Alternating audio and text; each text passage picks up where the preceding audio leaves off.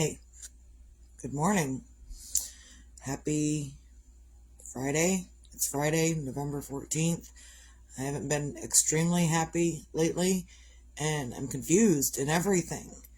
And I don't know which way to turn next. And the husband and I just had a discussion this morning, and I keep going back to the thing that I need a fucking job. And I've been doing this for a couple of years now.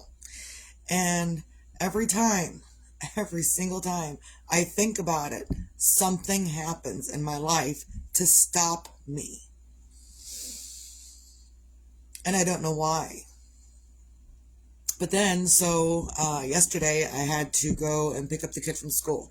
And I haven't been driving, but so yesterday I drove to Middlebury. Before I drove to Middlebury, though, I took a small trip to the gas station just to make sure that I could do it. Because, again, I haven't driven anywhere by myself since Jeremiah's accident. And today makes a whole week since it happened. But even so, I'm in the middle of being confused, and I can't grieve the way I feel like I need to because it hurts. And I feel like there's things that I need to do in life that I can't do because it hurts. And sometimes it's not even because it hurts. I had a discussion with Jalen last night. We were out here. She was doing her homework and figuring out her homework because she's missed the last couple of days of school. So she was figuring stuff out, and she looked, and we weren't even discussing anything serious. We were discussing her homework. And good morning, Barb, my friend. Mwah. We were discussing her homework. And I don't know what made her say it. Maybe I said something that I don't remember. But she really looked at me and she says, "Mom, you need a break." And I looked at her really funny because kids can be so insightful and they don't even know how insightful they are in the moment that they are.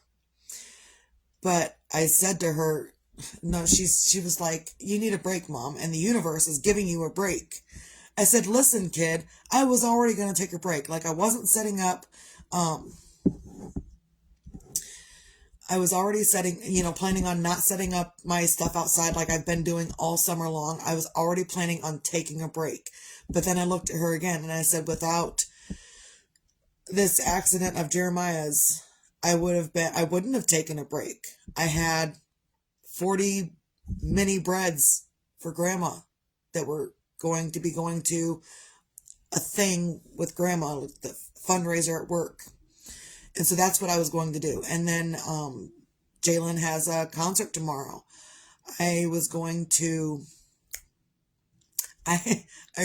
re-looked at what I had volunteered to give to the concert, and I had volunteered 6 full loaves of banana bread, zucchini bread, whatever. I donated that. 2 9x13 cakes, 6 dozen pretty cookies, and 6 dozen regular cookies. So even with not setting outside last weekend, I would have been busy all week with 40 breads for Grandma, 2 cakes, 6 big breads, 6 dozen cookies, pretty cookies, and 6 dozen regular cookies. That is not a break. And so I ended up emailing the people last night for the fundraising for the school, for the concert. And she said, "Don't even worry about it. I even have leftover. I volunteered my leftover Halloween cookies." She says, "You don't need to do anything. What you need to do is be with your family." I said, "Okay." So that was kind of off my plate. But then Jalen, she's 13. She just turned 13. And she was saying, "Hey, Mom, the universe is saying take a break." I said, "Where are you getting your information from?" And she pointed out the back door because we're sitting in the kitchen. She pointed out the back door. She says, "Somewhere up there, someone's telling me you need a break, and someone's telling me to tell you, Mom, you need a break." And then this morning with the husband, I was talking about a job again because that's what we do. Am I right? That's what we do as people. That's what Jeremiah was doing. That's what everyone does. We all, and if you're not doing a job, I don't know what you're doing, but it's just what we do these days. And even the husband this morning, he says, what you're doing right now is doing the most important thing you need to do. And I even looked at Jalen last night. I said, when she said, you need a break, I said, well, how are we going to make money? My 13-year-old, I will talk to her about it all damn near anything these days. Because she's emotionally intelligent. She's super duper smart. I will talk to her about these things. And she comes up with answers that I don't even know where the answers are coming from. And I looked at her and after she says, you need a break, you don't need to be doing all of this stuff, Mom. I said, where's the money going to come from then? She says, it will just arrive. It hasn't yet, but that's what she says to me. And it's so hard because I feel the need to get up and do. And I also feel the need to be down in my own bubble. And then I feel the need to get up and do. And every time I think about getting up and doing, the universe shuts me down.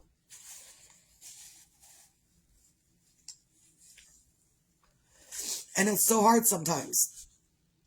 And even the husband says, you know what? You're doing what you can. You're doing what you need to do, which is crocheting stuff, knitting stuff. And you've got orders, right? I said, yeah, I have orders. He says, well, then you need to concentrate on that. You don't need to be out here doing all of this other stuff. You need to concentrate on that.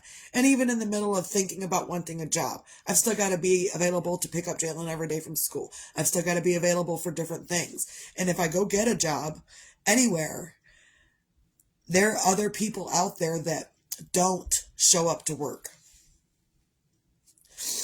And I've been in that position where I've had a job and the other person didn't show up to work.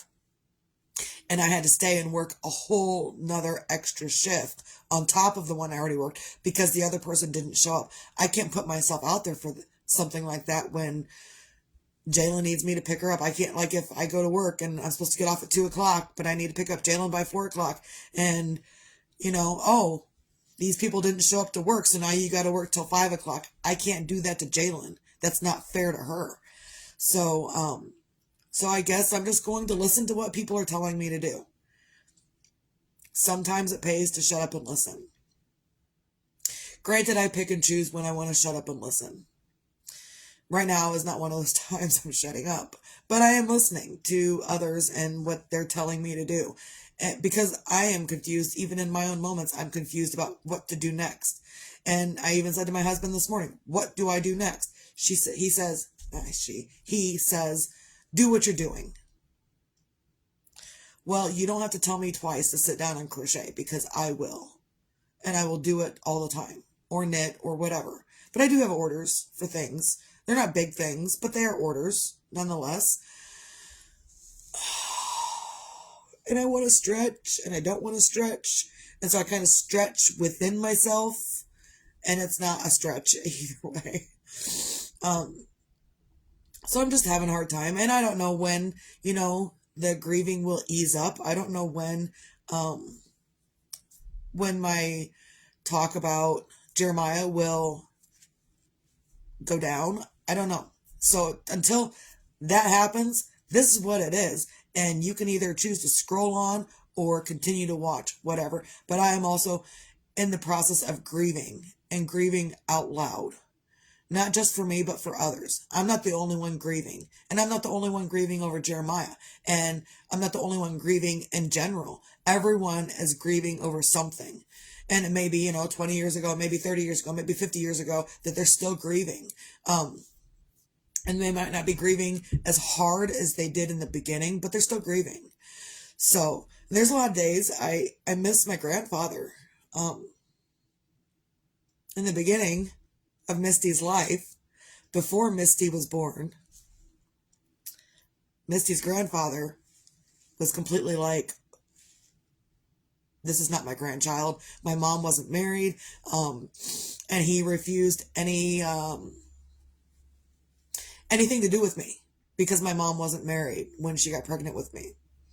And, Thanks, guys. I appreciate that because it's hard. So my grandfather refused anything to do with me up until I was born. And then when I was born, he gave me damn near everything. And that's my grandchild. That's my grandchild. I don't know where I was going with that. Other than, oh, I know, I grieve my grandfather.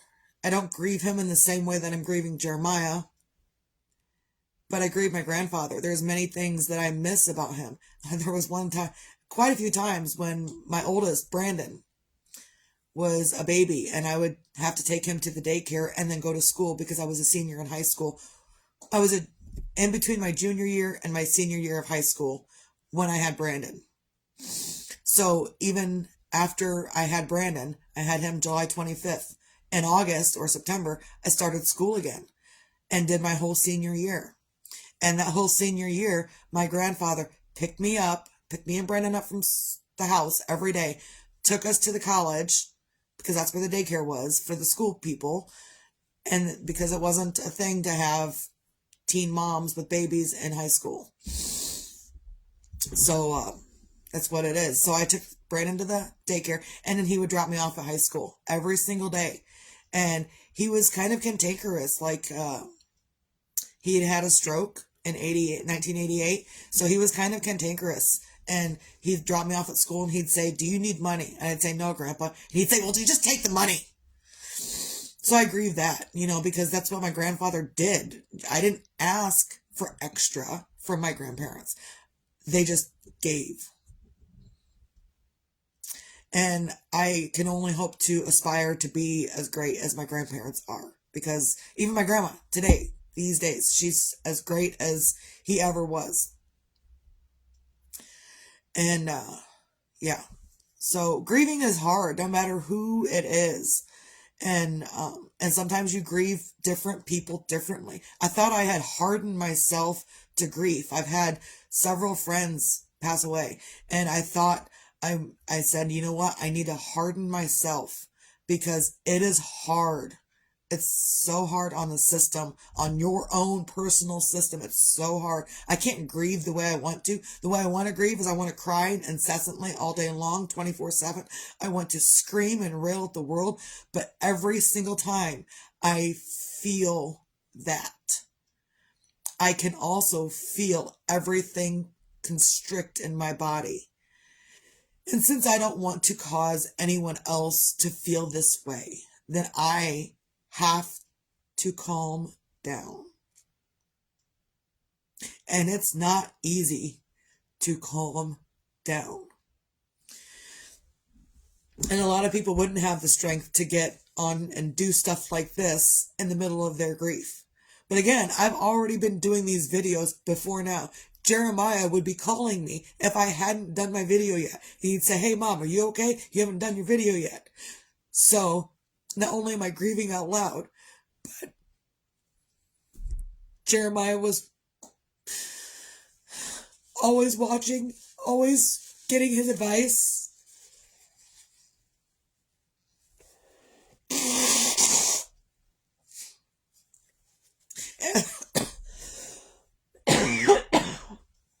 And again, if I didn't do my video, if I was late with my video, he was calling me, "Hey, Mom, are you okay?" "Yeah, I'm okay. I'm getting ready to do my video." And then instead of doing my video right away, I would talk to him for 30 minutes to an hour. So I'm still going to do it. And no one has to like it. And it's okay. And again, I have moments where I'm up and doing, and then I have moments where I'm down and not. Last night was the first night I slept by myself since the accident. The husband went back to work. He doesn't work tonight. But even he has requested no more third shift, so he can be here with me when I have the most trouble when I'm sleeping. And I do. I have the most trouble when I'm sleeping these days. Even my sleep app isn't cutting it. Like normally, if I'm overthinking, if I'm over doing whatever I'm doing, I have a sleep app that I use. And my oldest kid got me hooked on it. I used the free version for a while, and then I bought the full version. It's not a monthly thing for this sleep app. And so I use it, and I've been using it for probably 5 or 6 years. And it's something that I use to distract my mind so I can go to sleep and get the sleep that I need to be better for myself the next day. And in doing so, by being better for myself, I am also better for others. Being selfish isn't about, oh, well, you're just being selfish. No, it's taking care of yourself so you can fill your cup up so you can fill others. And if you can't fill others, then you've got to stop and do something for yourself. And I know these things, and just because I know them doesn't mean I want to do them. I can say it all day long. Doesn't mean I'm going to do it. It's something I need to do, but it doesn't mean I'm going to be able to do it all the time. And again, like, I haven't used my sleep app all week because I've had my husband with me.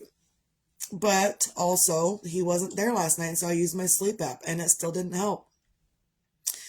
It didn't help me distract from anything. I just lay there thinking and overthinking and overthinking and overthinking until I just finally drift off to sleep. So I don't even know how much sleep I got because I wasn't watching the time. And maybe the sleep app helped. I don't know. I just know that I finally drifted off to sleep. Maybe I was crying, maybe I wasn't. I just keep tissues in my hands all the time these days. So things will change you. Things will hurt, and you don't know how to get through it. Have a good day, Barb. You know how to get through it. I don't know how to get through it. And every time I think that I need to get up and go do something else, I have someone else telling me, no, no, no, no. The universe is saying you need to rest. You need to relax. You just need to sit. I don't know how to get through that either. So, find your things on a Friday to feel grateful for. And as long as you have people around that love you, love them back, no matter what. You can be grateful for anything. And just today, I'm grateful that I'm still here and that my children are still here. -1, yes, but I still treat Jeremiah like he's here. Still waiting on him to call me and interrupt me in my counting on my stitches. And it's not going to happen, but that's probably the way I'll crochet for the rest of my life. Or bake or whatever. I don't know what I'm going to do next. So find your own things to feel grateful for. And currently, I'm also grateful that I can wipe my own butt. And I know that it's not something a lot of people like to hear, because who talks about going to the bathroom out in public? I do. That's what I do. So if you have nothing else to feel grateful for, be grateful that you can get up, get to the bathroom, and wipe your own butt. Because I wouldn't want someone screwing stuff up by not wiping my butt properly, So I'm grateful that I can get up and wipe my own butt. Also, there's magic out there in the world, and sometimes you feel like you have a lot of it, and sometimes you don't. And right now, it's a time when I don't feel like anything. I feel extremely numb about everything. And then I'm over upset, and then I'm numb again, and then I'm over upset, and then I'm numb again, and then I'm angry, and I'm furious, and then I'm upset, and then I'm numb again. And from the people I've talked to in the last couple of days, that's all normal stuff. Where one moment you'll be fine, and one moment you won't be. And then the next moment you'll be fine, and then the next moment you won't be. And it's back and forth. So sometimes your own magic isn't just listening to others and shutting up. That's probably the biggest thing, is to shut up.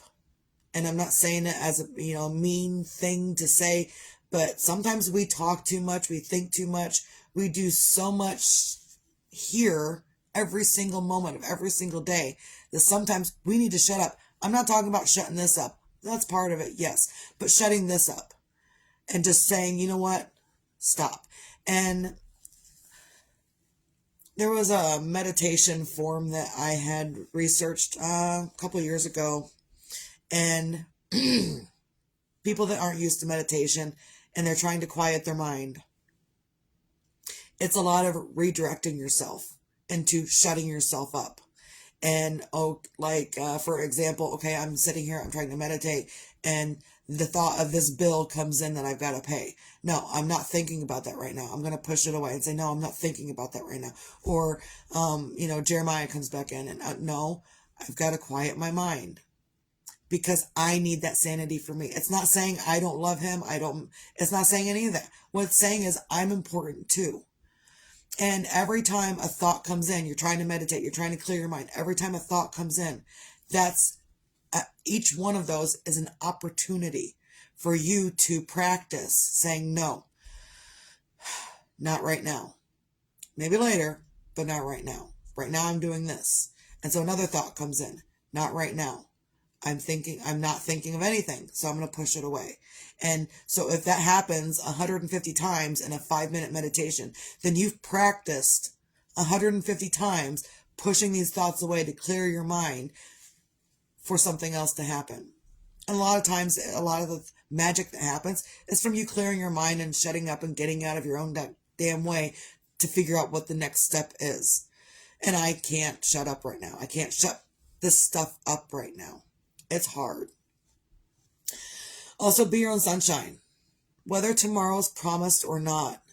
And man, that stuff hasn't held so much resonance as it does right now. It's just to be your own sunshine, whether tomorrow is promised or not. And there are many moments you're not going to be your own sunshine. And there are many moments that you are going to be your own sunshine. And both are okay. Not either one is right or wrong. They're both necessary. It's necessary for you to be upset about different things. It's necessary for you to be happy about different things. It's all necessary. I don't know why, but it is. And this is the stuff I would tell Jeremiah too, when he would call and say, Mom, this girl broke my heart. This is the stuff I would tell him. So, and he would get through it too. And he got through it quite well. So, jeez, that came out of nowhere. So thank you guys for your support. I appreciate it. And I'm just going to keep doing this out loud because there's a lot of people out there that don't know how to grieve out loud.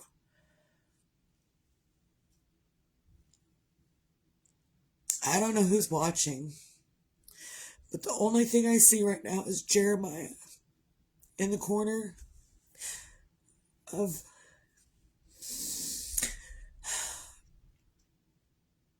so I forgot you changed your profile picture, and that's what Jeremiah would have thought. He would have come on and said, "Hey, Mom." And I forgot you changed your profile picture to just now. So, good morning, Marty. Yeah. Just do what you can to find your things to feel grateful for, even if you're not. And, I give this advice to others.